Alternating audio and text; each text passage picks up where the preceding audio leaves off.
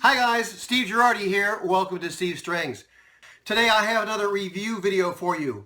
We'll be looking at the iSET concert scale laminate zebrawood ukulele. This is the SK-65. Let's go ahead and take a look at this. You can see here from the headstock it has this interesting sort of a wave shape to it and a fairly deeply laser etched iSET logo. The neck is described as mahogany, but you can see here it does have a veneer of zebrawood here on the headstock. The nut and saddle are plainly plastic. They're sort of a darker looking plastic. The fretboard is described as technical wood fretboard, but interesting, it appears to have like a grain to it. So I'm not sure if there's a veneer of some wood on top of that or not. You can see the position markers are inlaid on the face, and there are no, you cannot feel the frets at all because this is a bound fretboard. As I said, it has position markers on the front, but sadly, it does not have position markers here on the side. This instrument does come with strap buttons, although the instrument does not come with straps. The only accessories the instrument comes with is a gig bag, and I'll talk about that here at the end. Well, you can go ahead and look at the sound hole here, and you can see it has this this sort of laser etched rosette, and some folks like those, some folks don't. It's fairly subtle. You can see it does have a nicely purfling here on the top along with edge binding. Right? And you can see this zebrawood grain looks very nice all the way around. There's the back. Again, very nice looking.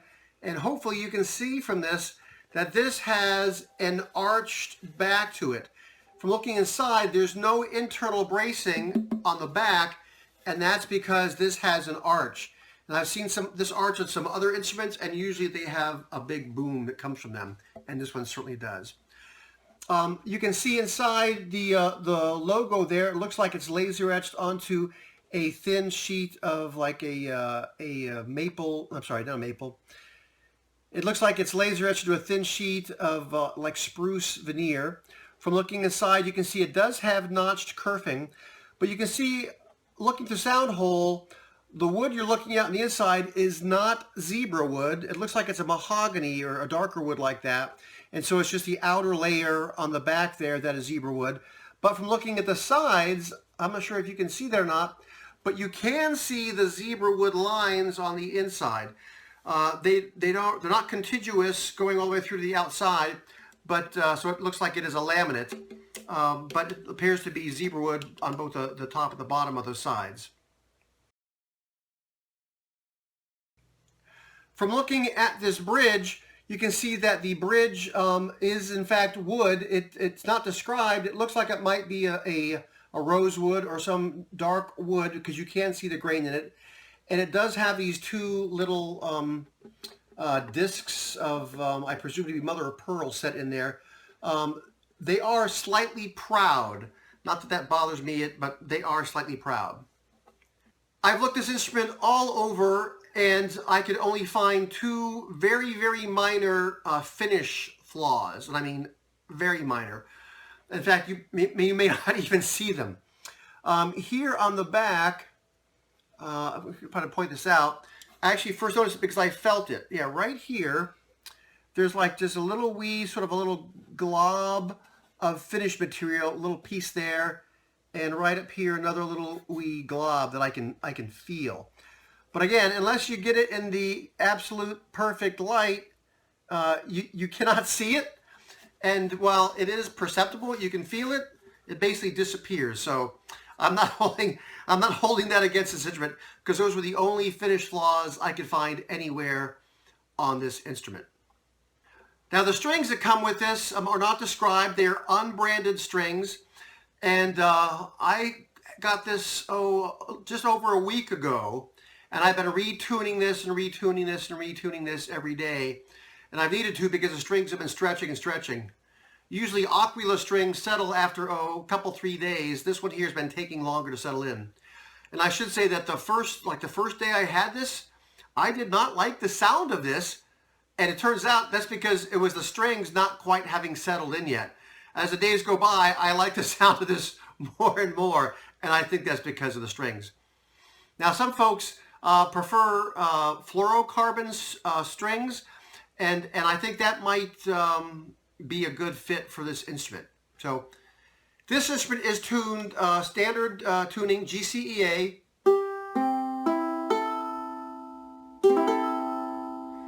And hopefully you can hear there, it has some decent sustain.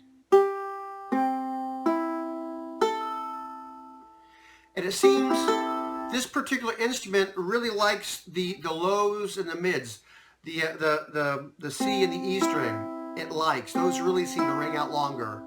The A, the G and the A, they tend to fall off more quickly. And when I strum this, it has a nice sort of a bell-like tone to it.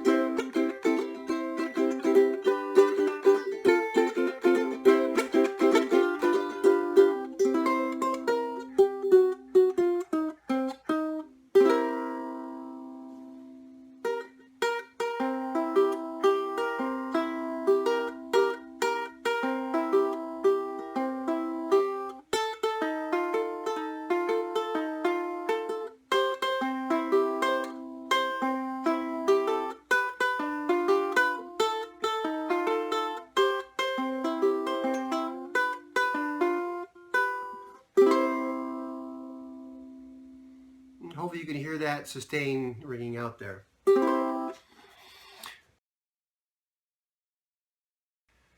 So my initial impressions of this are positive. With the exception of those little minor finish flaws, the only thing that I thought could be improved upon this, or was a little minor thing, is the edges of this binding are a little bit sharp. You may see they kind of cut into me a little bit. So I might take like a little sanding block and just kiss that edge right there where my arm goes to just make that a little less sharp. But overall, this is a nice little instrument. At the time that I'm doing this review, these are selling on Amazon for, I think, $65 and change. Let's go ahead and look at the gig bag that comes with this. As I said, the only accessory that comes with the instrument is the gig bag, and this is an iSET branded gig bag. You can see it does have two shoulder straps, which I like, but they're just basic webbing. And it does come with a basic webbing handle. This gig bag is not that thick. It's less than 10 millimeters thick, probably 5. And it does not open up all the way. It opens about 3/4 of the way, but certainly there's no problem getting the instrument in there. So for basic gig bag, this gets the job done.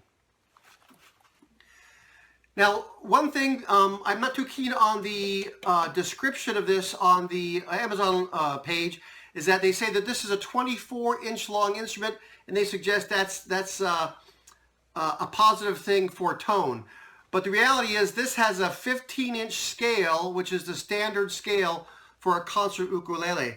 The one thing that makes this instrument longer is that little wave swoosh there. So ultimately, I don't think that that one little extra inch makes a real big difference in sound of this. But overall, this is a nice little ukulele. I hope you found today's review video helpful. If you're in the market for a zebrawood ukulele, this is certainly one to look at. Personally, I think I might swap out the strings for this. Most of the instruments I play usually have aquila strings, so I would probably swap that out just because I'm more comfortable with the feel of those and the tone of those. If you did find today's review video useful for you, please give a thumbs up. If you'd like to see more review videos like this, or if you'd like to see the instruments that I build, please subscribe. I'd love to have you come back and see more of my videos.